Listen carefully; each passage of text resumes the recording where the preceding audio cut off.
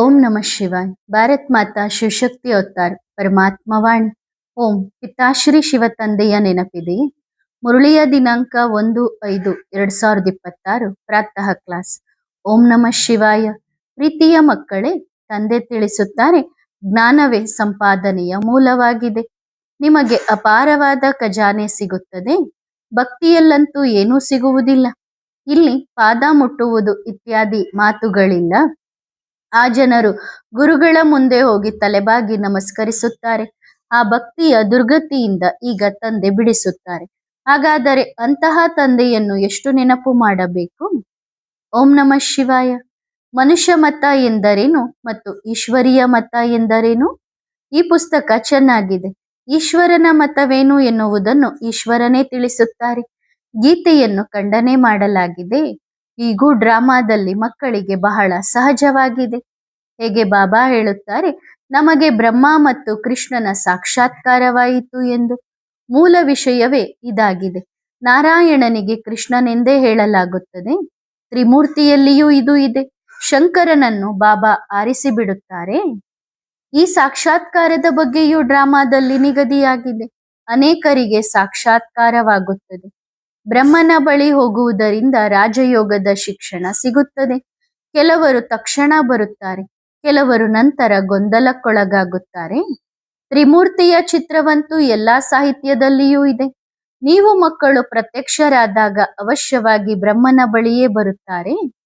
ಅವರ ಬಳಿ ರಾಜಯೋಗ ನಡೆಯುತ್ತಲೇ ಇರುತ್ತದೆ. ಅನೇಕರಿಗೆ ಮುಂದೆ ಈ ಸಹಾಯ ಸಿಗುತ್ತದೆ. ಡ್ರಾಮಾದಲ್ಲಿ ನಿಗದಿಯಾಗಿದೆ. ಗೊಂದಲಕ್ಕೊಳಗಾಗುವ ಮಾತೇ ಇಲ್ಲ. ಮುಂದೆ ಹೋದಂತೆ ಹೆಸರು ಪ್ರಸಿದ್ಧಿ ಆಗಲೇಬೇಕು. ಪ್ರಜಾಪಿತ ಎಂಬ ಹೆಸರು ಪ್ರಸಿದ್ಧಿಯಾಗಿದೆ. ನಿಮ್ಮ ಬಳಿ ಅನೇಕರು ಬರುತ್ತಾರೆ. ದೇವತಾ ಮನೆತನಕ್ಕೆ ಹೋಗಲೇಬೇಕೆಂದು ನೀವು ತಿಳಿದುಕೊಂಡಿದ್ದೀರಿ. ಕೃಷ್ಣನಾಗಲು ಬಹಳ ಪುರುಷಾರ್ಥ ಮಾಡಬೇಕಿದೆ. ಸಹಾಯವು ಎಲ್ಲಾ ರೀತಿಯಿಂದಲೂ ಸಿಗುತ್ತದೆ. ಪ್ರತಿಯೊಂದು ವಿಷಯವನ್ನು ಸಹಜ ಮಾಡಿಕೊಡಲಾಗುತ್ತದೆ. ಶಿವಬಾಬಾ ಇದ್ದಾರೆ. ತಂದೆ ಬರುವುದೇ ಭಾರತಕ್ಕೆ. ಭಾರತವೇ ಸ್ವರ್ಗವಾಗಿತ್ತು. ತ್ರೇತಾಯುಗವನ್ನು ಅರ್ಧ ಸ್ವರ್ಗವೆಂದು ಹೇಳಲಾಗುತ್ತದೆ. ಅನೇಕರಿಗೆ ನಿಶ್ಚಯವಾಗುತ್ತಾ ಹೋಗುತ್ತದೆ. ನಿಮ್ಮ ಸಂಸ್ಥೆ ವೃದ್ಧಿಯಾಗುತ್ತದೆ. ಸನ್ಯಾಸಿಗಳು ನಿಮ್ಮ ಮುಂದೆ ತಲೆಬಾಗುತ್ತಾರೆ. ಮುಕ್ತಿ ಕೊಡುವ ನಿಮ್ಮ ಮೂಲಕ ನಡೆಯುತ್ತಿರುವ ಸ್ಥಾಪನೆಯನ್ನು ಸ್ಮರಿಸಲಾಗುತ್ತದೆ. ಆದ್ದರಿಂದಲೇ ದೊಡ್ಡ ದಿನಗಳು ಇತ್ಯಾದಿಗಳನ್ನು ಈ ಸಮಯದಲ್ಲಿ ಆಚರಿಸಲಾಗುತ್ತದೆ. ದಸರಾ, ದೀಪಾವಳಿ, ಹೋಳಿ, ರಕ್ಷಾಬಂಧನ ಇವೆಲ್ಲವೂ ಈ ಸಮಯದ ಮಾತುಗಳಾಗಿವೆ.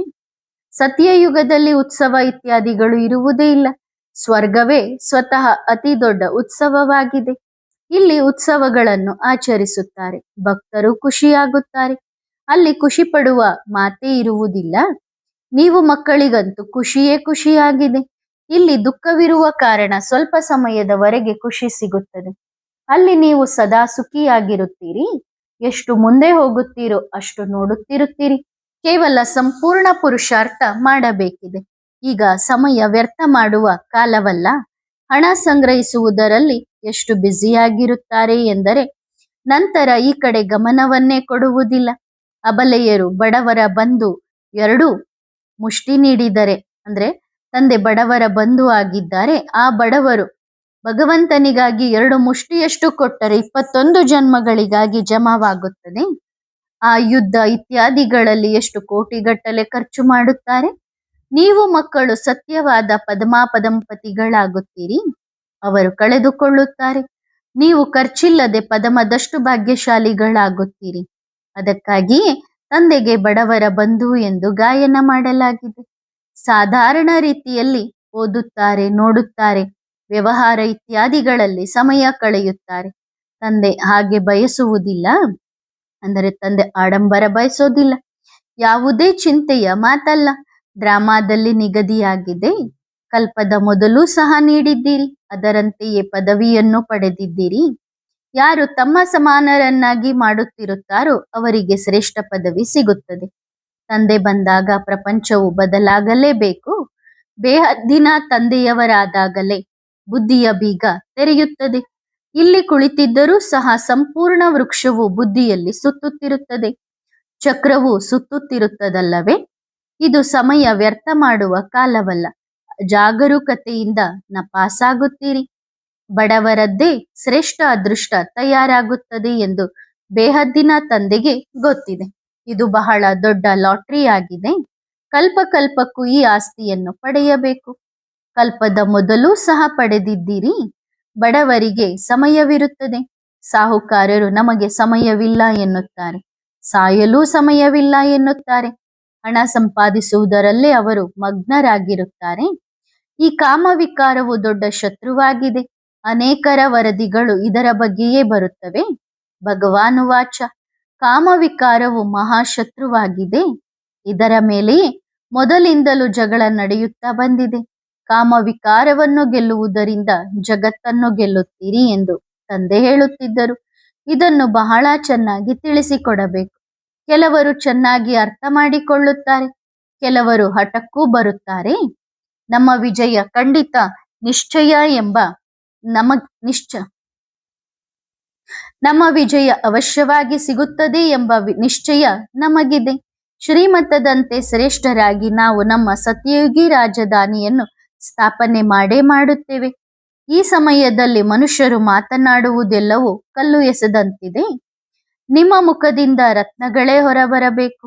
ಒಂದೊಂದು ರತ್ನವು ಲಕ್ಷಾಂತರ ರೂಪಾಯಿ ಬೆಲೆ ಬಾಳುವಂತದ್ದಾಗಿದೆ. ಶಾಸ್ತ್ರಗಳ ಬಗ್ಗೆ ಹಾಗೆ ಹೇಳಲು ಸಾಧ್ಯವಿಲ್ಲ. ನೀವು ಅನುಭವ ಮಾಡುತ್ತೀರಿ. ಸುಖವು ಕಾಗೆಯ ಬಂಗಾರದ ಸಮಾನ ಎಂದು ಸನ್ಯಾಸಿಗಳು ಹೇಳುತ್ತಾರೆ. ಆ ಬ್ರಹ್ಮ ಮಹಾತತ್ವವು ನಿಮ್ಮ ಮನೆಯಾಗಿದೆ ಎಂದು ತಂದೆ ತಿಳಿಸುತ್ತಾರೆ. ಆತ್ಮಗಳ ಲೋಕದ ಬಗ್ಗೆ ತಿಳಿದುಕೊಂಡು ಈ ಚಿತ್ರಗಳನ್ನು ತಯಾರಿಸಲಾಗಿದೆ. ವಿಜ್ಞಾನದ ಅಹಂಕಾರಿಗಳು ಎಷ್ಟು ಪ್ರಯತ್ನ ಮಾಡುತ್ತಾರೆ. ಈಗ ಮನಸ್ಸಿನಲ್ಲೇನಿದೆ? ವಿಜ್ಞಾನದ ಮೇಲೆ ನಿಮ್ಮ ಶಾಂತಿಯ ಶಕ್ತಿಯ ವಿಜಯವಿದೆ. ಶಾಂತಿಯ ಶಕ್ತಿಯನ್ನೇ ಯೋಗ ಬಲ ಎಂದು ಕರೆಯಲಾಗುತ್ತದೆ. ಯೋಗ ಬಲದಿಂದ ನೀವು ವಿಜಯವನ್ನು ಪಡೆಯುತ್ತೀರಿ. ಜ್ಞಾನದಿಂದ ನಂತರ ರಾಜ್ಯಭಾರ ಮಾಡುತ್ತೀರಿ. ನಂಬರ್ ವಾರ್ ಪುರುಷಾರ್ಥದಂತೆ ರಾಜ್ಯಭಾರ ಮಾಡುತ್ತೀರಿ. 1 ಸೆಕೆಂಡಿನಲ್ಲಿ ಬೇಹದ್ದಿನ ತಂದೆಯಿಂದ ಮುಕ್ತಿ, ಜೀವನ್ ಮುಕ್ತಿ ಎಂದು ಬರೆಯಿರಿ. ಈ ಮಾತುಗಳನ್ನು ಕೇಳಿ ಧಾರಣೆ ಮಾಡಿಕೊಳ್ಳಬೇಕು, ಮರೆಯಬಾರದು. ತಂದೆಯನ್ನು ಮರೆತಿದ್ದರಿಂದ ರಾಜ್ಯವನ್ನು ಕಳೆದುಕೊಂಡಿದ್ದೀರಿ. ಮತ್ತೆ ತಂದೆಯನ್ನು ನೆನಪು ಮಾಡುವುದರಿಂದ ನೀವು ರಾಜ್ಯವನ್ನು ಪಡೆಯುತ್ತೀರಿ. ಈ ಮಾತುಗಳು ನಿಮಗೆ ಮೊದಲೇ ಗೊತ್ತಿರಲಿಲ್ಲ. ತಂದೆ ಬಹಳ ಮಧುರವನ್ನಾಗಿಸುವವರಾಗಿದ್ದಾರೆ ಎಂದು ಈಗ ನೀವು ಅರ್ಥ ಮಾಡಿಕೊಳ್ಳುತ್ತೀರಿ. ಅದಕ್ಕಾಗಿಯೇ ಎಲ್ಲರೂ ಹೋಗಿ ತಂದೆ ಮತ್ತು ದೇವತೆಗಳ ಮುಂದೆ ತಲೆಬಾಗುತ್ತಾರೆ. ಈ ಮನುಷ್ಯ ಸೃಷ್ಟಿರೂಪಿ ವೃಕ್ಷದ ಆದಿ ಮಧ್ಯ ಅಂತ್ಯವನ್ನು ತಿಳಿಯುವುದರಿಂದ ನೀವು ಎಲ್ಲವನ್ನೂ ತಿಳಿದುಕೊಳ್ಳುತ್ತೀರಿ. ಇದು ಬಹಳ ದೊಡ್ಡ ಶಿಕ್ಷಣವಾಗಿದೆ ಮತ್ತು ಬಹಳ ಪ್ರೀತಿ, ಪ್ರೇಮ ಹಾಗೂ ಗೌರವದಿಂದ ತಿಳಿಸಿಕೊಡಬೇಕು. ಆಗ ಅವರಿಗೆ ಆಕರ್ಷಣೆಯಾಗುತ್ತದೆ. ತಂದೆ ಅವಿನಾಶಿಯಾಗಿದ್ದಾರೆ, ಆದ್ದರಿಂದ ಅವಿನಾಶಿ ಆತ್ಮನನ್ನೇ ನೋಡುತ್ತಾರೆ. ವಿನಾಶಿಯಾಗುವ ದೇಹವನ್ನು ನೋಡಿ ಏನು ಮಾಡುವುದು? ಆತ್ಮ ಒಂದೇ ಅವಿನಾಶಿಯಾಗಿದೆ. ಇದು ಕೂಡ ಬಹಳ ಒಳ್ಳೆಯ ತಿಳುವಳಿಕೆಯಾಗಿದೆ. ಈಗ ವೃಕ್ಷವು ಜಡ್ಜಡೀಭೂತ ಸ್ಥಿತಿಯನ್ನು ತಲುಪಿದೆ ಎಂದು ಮಕ್ಕಳು ಅರ್ಥ ಮಾಡಿಕೊಳ್ಳುತ್ತಾರೆ. ಮತ್ತೆ ಹೊಸದಾಗಲೇಬೇಕು. 60 ವರ್ಷಗಳ ನಂತರ ವಾನಪ್ರಸ್ಥ ಸ್ಥಿತಿಯಾದಾಗ ತಂದೆ ಪ್ರವೇಶ ಮಾಡಿದರು. ಇವರ ಅನೇಕ ಜನ್ಮಗಳ ಅಂತ್ಯದಲ್ಲಿ ತಂದೆ ಬಂದು, ನಾನು ಪ್ರವೇಶ ಮಾಡಿದ್ದೇನೆ ಮತ್ತು ನಿಮಗೆ ಶಿಕ್ಷಣ ಕೊಡುತ್ತಿದ್ದೇನೆ ಎಂದು ತಂದೆ ಹೇಳುತ್ತಾರೆ. ಇದಕ್ಕೆ ಬಹಳ ಒಳ್ಳೆಯ ಬುದ್ಧಿ ಬೇಕು. ಸ್ವಲ್ಪವೂ ದೇಹದ ಅಹಂಕಾರವಿರಬಾರದು. ಸ್ಥಿತಿ ಬಹಳ ಮಧುರವಾಗಿರಲಿ. ತಕ್ಷಣವೇ ಆಗುವುದಿಲ್ಲ, ಸಮಯ ಬೇಕಾಗುತ್ತದೆ. ಯಾರು ಡಿಸರ್ವಿಸ್ ಮಾಡುತ್ತಾರೋ ಅವರು ತಮ್ಮದೇ ನಷ್ಟ ಮಾಡಿಕೊಳ್ಳುತ್ತಾರೆ. ಪ್ರತಿಯೊಂದು ವಿಷಯದಲ್ಲೂ ತಿಳುವಳಿಕೆ ಬೇಕು. ನಾವು ಹೇಗೆ ದೇವಿ ದೇವತೆಗಳಾಗಿದ್ದೆವು ಎಂದು ನಿಮಗೆ ಗೊತ್ತಿದೆ. ಈಗ ಮತ್ತೆ ಆಗಬೇಕು. ಕಲ್ಪಕ್ಕೂ ನಾವೇ ಆಗುತ್ತೇವೆ. ಈಗ ಯಾರು ಎಷ್ಟು ಪುರುಷಾರ್ಥ ಮಾಡುತ್ತಾರೋ ಅವರು ಹಾಗೇ ಆಗುತ್ತಾರೆ. ಬಾಬಾ, ಇವರು ಜ್ಞಾನ ತೆಗೆದುಕೊಳ್ಳುತ್ತಿಲ್ಲ, ಡಿಸರ್ವಿಸ್ ಮಾಡುತ್ತಿದ್ದಾರೆ ಎಂದು ಬರೆಯುತ್ತಾರೆ. ಡಿಸರ್ವಿಸ್ ಮಾಡುವವರು ಕೂಡ ಬಹಳಷ್ಟು ಜನ ಬರುತ್ತಾರೆ. ಸ್ವಲ್ಪ ಏನಾದರೂ ಹೇಳಿದರೆ ಸಾಕು, ನಾನು ಡಿಸರ್ವಿಸ್ ಮಾಡುತ್ತೇನೆ, ಇವೆಲ್ಲವೂ ಸುಳ್ಳು ಎಂದು ಎಲ್ಲರಿಗೂ ಹೇಳುತ್ತೇನೆ ಎನ್ನುತ್ತಾರೆ. ಈಗ ನೋಡಿ ನಾವೇನು ಮಾಡುತ್ತೇವೆ ಎಂದು ಬೆದರಿಸುತ್ತಾರೆ. ಇದು ಯಾವುದೇ ಹೊಸ ವಿಷಯವಲ್ಲ ಎಂದು ತಂದೆ ಹೇಳುತ್ತಾರೆ.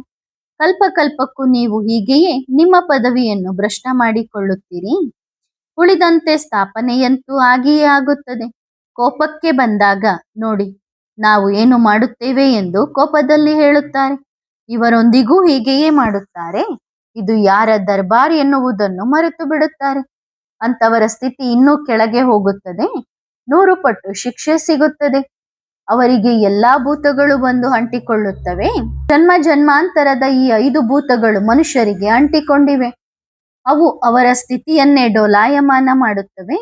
ಅನೇಕ ರೀತಿಯ ವಿಘ್ನಗಳು ಬರುತ್ತವೆ. ಬಹಳ ಡಿಸರ್ವಿಸ್ ಮಾಡುತ್ತಾರೆ. ನಂತರ ತಕ್ಷಣವೇ ಕೆಳಗೆ ಬೀಳುತ್ತಾರೆ. 100 ಪಟ್ಟು ಶಿಕ್ಷೆ ಸಿಗುತ್ತದೆ. ಬಹಳ ಶಿಕ್ಷೆಯನ್ನು ಅನುಭವಿಸುತ್ತಾರೆ. ಇದರಲ್ಲಿ ಬಹಳ ಮಧುರ ಹಾಗೂ ರಮಣೀಯವಾಗಿರಬೇಕು. ಮಕ್ಕಳೇ, ಮಧುರರಾಗಿ ಎಂದು ತಂದೆ ಎಷ್ಟು ಹೇಳುತ್ತಾರೆ. ತಮ್ಮನ್ನು ಆತ್ಮ ಎಂದು ತಿಳಿದುಕೊಳ್ಳಿ. ಮೊದಲ ನಂಬರ್ ಆಜ್ಞೆ ಉಲ್ಲಂಘನೆಯನ್ನು ಬೇಹದ್ದಿನ ತಂದೆಯ ವಿಷಯದಲ್ಲಿ ಮಾಡುತ್ತಾರೆ. ಅವರನ್ನು ಸರ್ವವ್ಯಾಪಿ ಎಂದು ಹೇಳುತ್ತಾರೆ. ನಾಯಿ, ಬೆಕ್ಕು, ಕಲ್ಲು, ಮಣ್ಣಿನಲ್ಲಿದ್ದಾರೆ ಎನ್ನುತ್ತಾರೆ. ಕಚ್ಚಾವತಾರ, ಮಚ್ಚಾವತಾರ, ಪರಶುರಾಮ ಅವತಾರ ಎನ್ನುತ್ತಾರೆ. ಶಿವಬಾಬಾ ಯಾರ ದೇಹದಲ್ಲಾದರೂ ಪ್ರವೇಶಿಸಿ ಕತ್ತಿಯಿಂದ ಕೊಲ್ಲುತ್ತಾರೇನೋ? ಇವೆಲ್ಲವೂ ಅರ್ಥಹೀನ ಮಾತುಗಳು. ಅರ್ಥಹೀನವಾಗಿ ಮಾತನಾಡುತ್ತಾ ತಮೋಪ್ರಧಾನರಾಗಿದ್ದಾರೆ. ನೀವು ಮಕ್ಕಳು ಈಗ ಪುರುಷಾರ್ಥ ಮಾಡಬೇಕು. ಮೊಟ್ಟ ಮೊದಲ ಮಾತು, ತಮ್ಮನ್ನು ಆತ್ಮ ಎಂದು ತಿಳಿದುಕೊಳ್ಳಿ. ದೇಹಿ ಅಭಿಮಾನಿಯಾಗಬೇಕು. ನೆನಪಿನ ಯಾತ್ರೆಯಲ್ಲಿ ಇರಬೇಕು. ನೆನಪಿನ ಯಾತ್ರೆಯಿಂದಲೇ ಹೋಗಬೇಕು. ಆತ್ಮವು ಎಲ್ಲಕ್ಕಿಂತ ವೇಗವಾದ ರಾಕೆಟ್ ಆಗಿದೆ.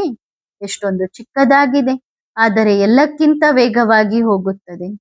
ಎಷ್ಟು ವೇಗವಾದ ರಾಕೆಟ್! 1 ಸೆಕೆಂಡಿನಲ್ಲಿ ಒಂದು ಶರೀರದಿಂದ ಹೊರಬಂದು ಮತ್ತೊಂದು ಗರ್ಭದಲ್ಲಿ ಎಲ್ಲಿಂದ ಎಲ್ಲಿಗೆ ಹೋಗಿ ಪ್ರವೇಶ ಮಾಡುತ್ತದೆ. ವಿದೇಶದಲ್ಲಾಗಲಿ ಅಥವಾ ಎಲ್ಲೇ ಇರಲಿ ಈ ಮಾತುಗಳು ಮನುಷ್ಯರಿಗೆ ಗೊತ್ತಿಲ್ಲ. ಆತ್ಮಕ್ಕೆ ಸಂಪೂರ್ಣ ಪಾತ್ರ ಸಿಕ್ಕಿದೆ.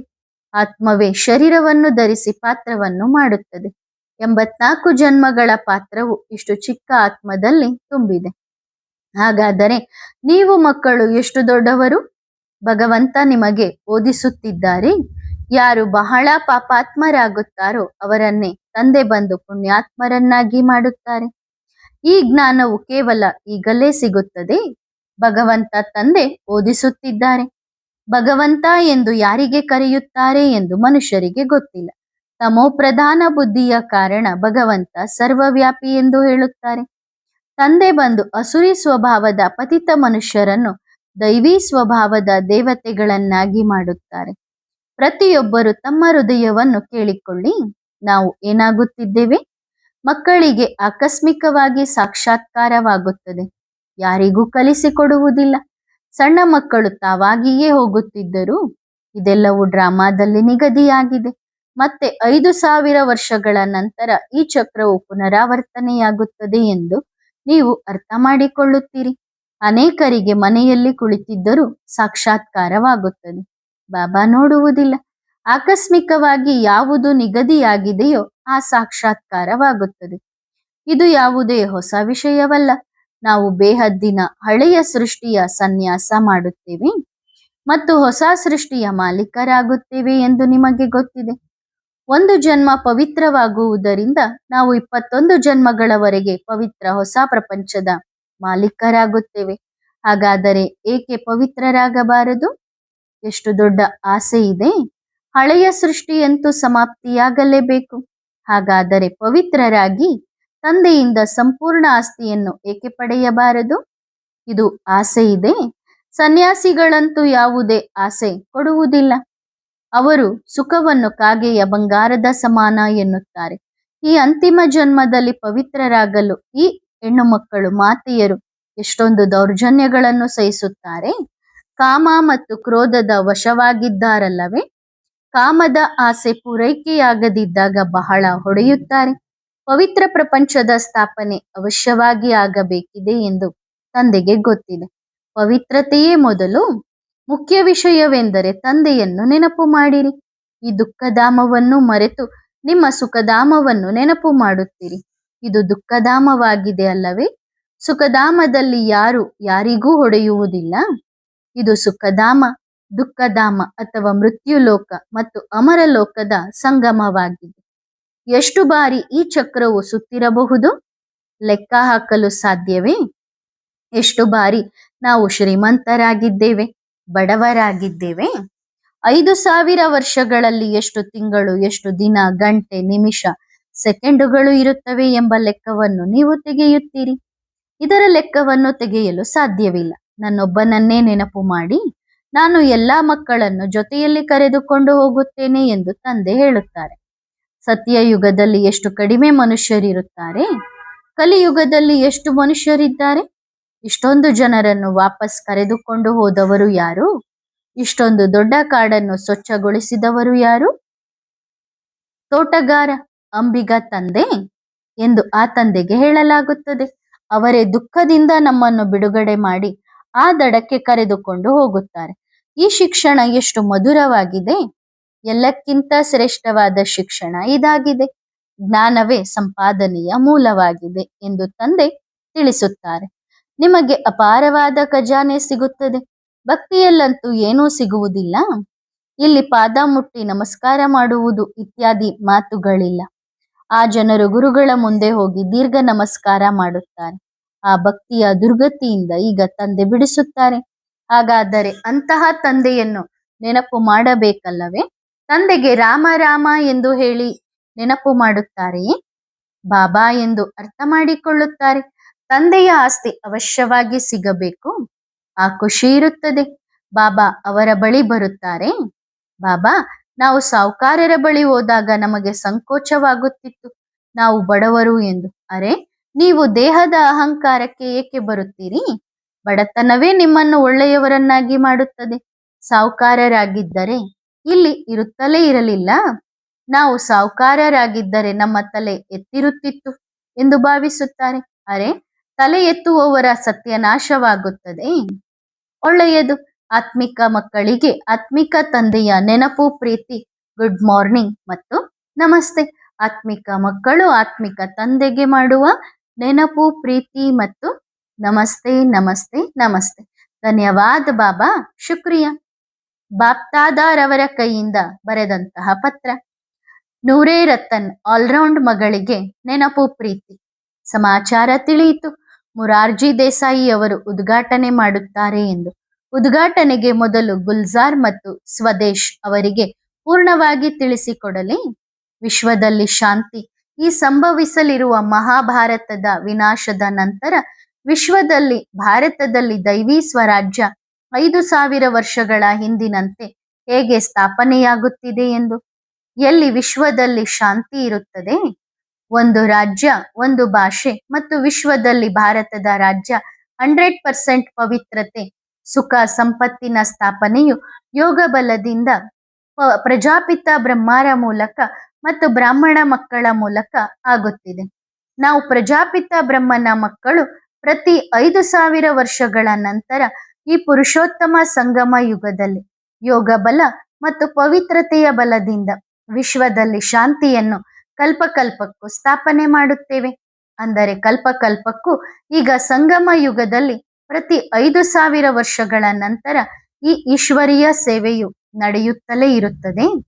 ಹಳೆಯ ಕಲಿಯುಗಿ ಪತಿತ ಪ್ರಪಂಚದಿಂದ ಸತ್ಯಯುಗಿ ಪಾವನ ಪ್ರಪಂಚದ ಸ್ಥಾಪನೆಯು ನಡೆಯುತ್ತಲೇ ಇರುತ್ತದೆ. ಗೀತೆಯನ್ನು ಪರಮಪಿತ ಜ್ಞಾನಸಾಗರ ಪರಮಾತ್ಮ ಶಿವನೇ ಸಾಧಾರಣ ತನುವಿನ ಮೂಲಕ ಕಲಿಸುತ್ತಾರೆ, ಓದಿಸುತ್ತಾರೆ ಹೊರತು ಶ್ರೀಕೃಷ್ಣನಲ್ಲ ಎಂದು ಸಿದ್ಧಪಡಿಸಿ ತಿಳಿಸಿ. ಮತ್ತು ಪತಿತ ಪಾವನ ನೀರಲ್ಲ, ಬದಲಾಗಿ ಪರಮಪಿತ ಪರಮಾತ್ಮನೇ ಆಗಿದ್ದಾರೆ. ಅವರು ಈಗ ಹೇಳುತ್ತಿದ್ದಾರೆ, ಕಾಮವಿಕಾರವನ್ನು ಗೆಲ್ಲಿರಿ, ಕಾಮವಿಕಾರವನ್ನು ಗೆದ್ದರೆ ಜಗತ್ತನ್ನು ಗೆಲ್ಲಿ ಎಂದು. ಪವಿತ್ರತೆಯನ್ನು ಪ್ರಶಂಸಿಸಲಾಗುತ್ತದೆ. ಮತ್ತು ಎಲ್ಲಿಯವರೆಗೆ ಈ ಹಳೆಯ ಮೃತ್ಯುಲೋಕದ ಅಂತ್ಯದಲ್ಲಿ ವಿನಾಶವಾಗಿ ಹೊಸ ಅಮರಲೋಕದ ಸ್ಥಾಪನೆಯಾಗುತ್ತದೆಯೋ ಅಥವಾ ವಿಶ್ವದ ಮಾಲೀಕತನ ಸಿಗುತ್ತದೆಯೋ ಅಲ್ಲಿಯವರೆಗೆ ಯಾರಾದರೂ ಪವಿತ್ರತೆಯ ಪ್ರತಿಜ್ಞೆ ಏಕೆ ಮಾಡಬಾರದು ಅಥವಾ ರಾಖಿ ಕಟ್ಟಿಕೊಳ್ಳಬಾರದು? ಸಂಪೂರ್ಣ ಆಧಾರ ಪವಿತ್ರತೆಯ ಮೇಲಿದೆ. ಪವಿತ್ರತೆ ಇದ್ದರೆ ಶಾಂತಿ ಮತ್ತು ಸಮೃದ್ಧಿಯೂ ಇರುತ್ತದೆ. ಹೀಗೆ ಮ್ಯೂಸಿಯಂಗೆ ಕರೆದು ಜ್ಞಾನದ ಬಾಣವನ್ನು ಬಿಡಿ. ಅವಶ್ಯವಾಗಿ ತೋರಿಸಲು ಮತ್ತು ತಿಳಿಸಲು ಅನೇಕರನ್ನು ಕರೆತನ್ನಿ. ರಾತ್ರಿಯಾದರೂ ಪರವಾಗಿಲ್ಲ, 1 ಗಂಟೆಗಾಗಿ ಕರೆತನ್ನಿ. ಉದ್ಘಾಟನೆಗೆ ಮೊದಲು ಅವಶ್ಯವಾಗಿ ಕರೆತನ್ನಿ, ಇಲ್ಲದಿದ್ದರೆ ಸಮಯ ವ್ಯರ್ಥವಾಗುತ್ತದೆ. ಮಿನಿ ಮ್ಯೂಸಿಯಂ ಚೆನ್ನಾಗಿದ್ದರೆ ಅಲ್ಲಿಗೆ ಕರೆತನ್ನಿ, ರಾಜಕುಮಾರನ ಕಾರಿನಲ್ಲಿ ಅಥವಾ ಮಿತ್ತಲ್ ಅವರ ಕಾರಿನಲ್ಲಿ. ಆದರೆ ಅವಶ್ಯವಾಗಿ ಅವರನ್ನು ಕರೆತನ್ನಿರಿ. ಒಳ್ಳೆಯದು. ವರದಾನ: ಜ್ಞಾನ ಸ್ವರೂಪ ಭವ. ನೀವು ಮಕ್ಕಳು ಜ್ಞಾನಿ ಆತ್ಮಗಳಾಗಿದ್ದೀರಿ. ಆದರೆ ಎಷ್ಟರ ಮಟ್ಟಿಗೆ ಜ್ಞಾನ ಸ್ವರೂಪರಾಗಿದ್ದೀರಿ? ಜ್ಞಾನ ಸ್ವರೂಪ ಆತ್ಮನ ಗುರುತು ಏನಾಗಿರುತ್ತದೆ? ಜ್ಞಾನ ಸ್ವರೂಪ ಎಂದರೆ ಹೇಳುವುದು, ಯೋಚಿಸುವುದು ಮತ್ತು ಮಾಡುವುದು ಸಮಾನವಾಗಿರಲಿ. ಆಗ ಜ್ಞಾನ ಸ್ವರೂಪ ಆತ್ಮನ ಸಂಸ್ಕಾರ, ಗುಣ ಮತ್ತು ಕರ್ತವ್ಯವು ಸದಾ ಸಮರ್ಥವಾಗಿ ತಂದೆಯ ಸಮಾನವಾಗಿರುತ್ತದೆ. ಪ್ರತಿ ಸಮಯ ಮತ್ತು ಸಂಕಲ್ಪವು ವಿಶ್ವ ಸೇವೆಗಾಗಿ ಸಮರ್ಪಿತವಾಗಿರುತ್ತದೆ. ಒಳ್ಳೆಯದು. ಓಂ ನಮಃ ಶಿವಾಯ.